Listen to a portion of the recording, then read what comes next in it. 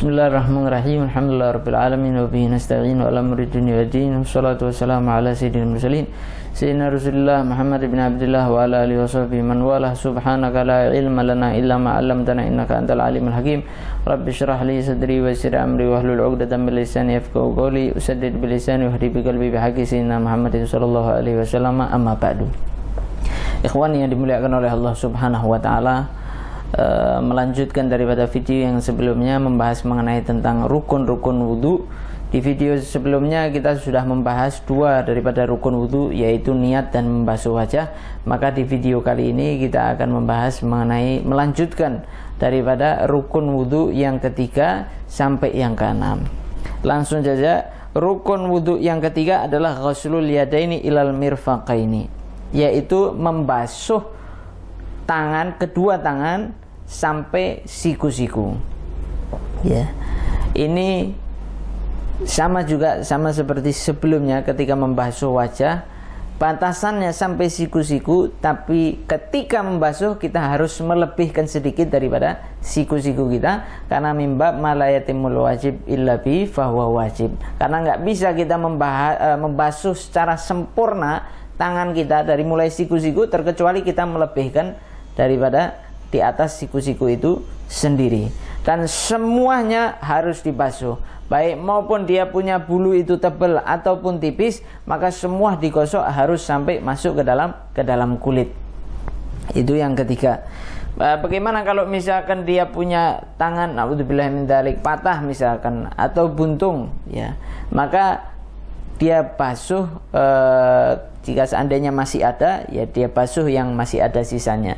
Jika buntung sama sekali, nggak ada tangannya sama sekali, maka tidak ada kewajiban untuk membasuh yang nggak ada tadi. Adapun yang masih ada misalkan, maka tetap wajib yang masih yang ada. Yang keempat, yaitu termasuk daripada rukun wudhu, mashu ba'di sya'rihi fi haddihi aw basyaratihi, yaitu mengusap, ya, sebagian kepala. Nah, di dalam mengusap di sini berbeda dengan al-ghuslu. Kalau tadi disebutnya al-ghuslu, kalau sekarang al-mashu. Kalau al-ghuslu itu dia wajib ada aliran air, adapun yang keempat ini al-mashu tidak harus ada aliran air. Ya, mengusap kepala, apa yang diusap? Di dalam mazhab Imam Syafi'i boleh ada pilihan dua.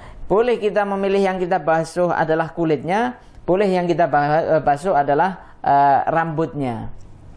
Boleh dipilih salah satu, yang wajibnya mau rambutnya aja boleh, atau mau kulitnya aja juga boleh.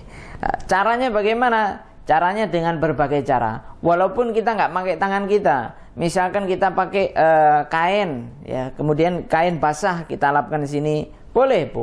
Atau misalkan tangan kita basah kemudian kita letakkan seperti ini, walaupun nggak kita gerak-gerakkan, ya, yang penting itu sudah terkena air sebagian daripada rambut kita yang ada di batasan kepala, maka itu sudah sah.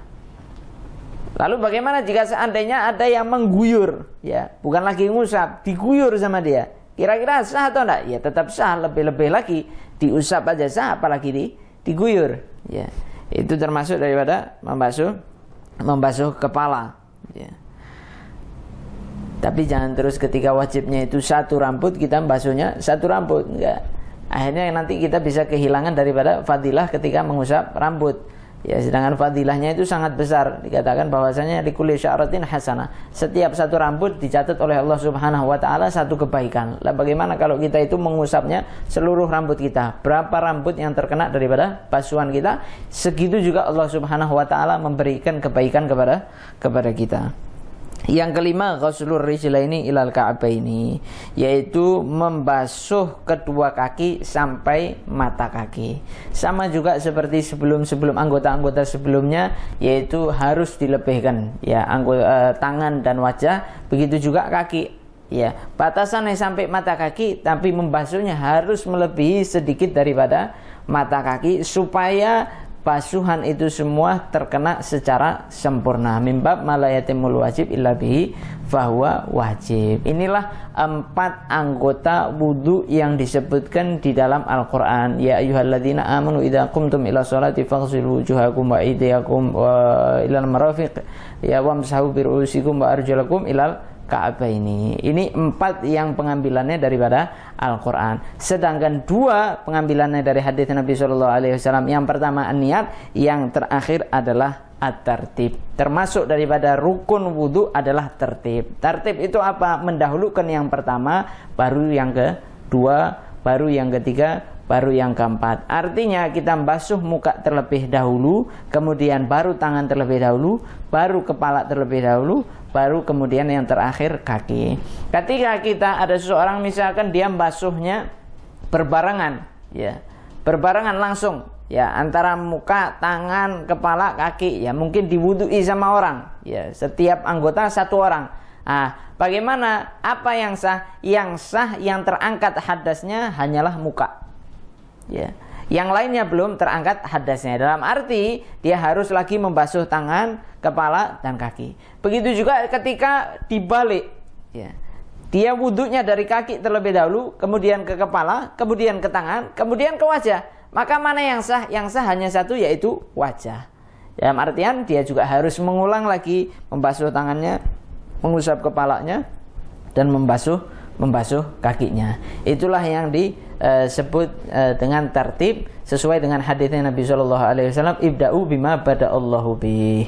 Mulailah sebagaimana Allah Subhanahu wa taala memulai. Allah Subhanahu wa taala memulai di dalam Al-Qur'an itu yang pertama membasuh wajah, kemudian membasuh tangan, kemudian mengusap kepala, dan yang terakhir mengusap kaki. Begitu juga kita berwudu seperti apa yang Allah Subhanahu wa taala ajarkan di dalam Al-Qur'an. Mudah-mudahan yang singkat ini bisa kita pahami, ya, kita bisa tambah wawasan kita, ilmu kita, dan kita bisa wudu dengan lebih sempurna lagi. Wallahu a'lam bishawab.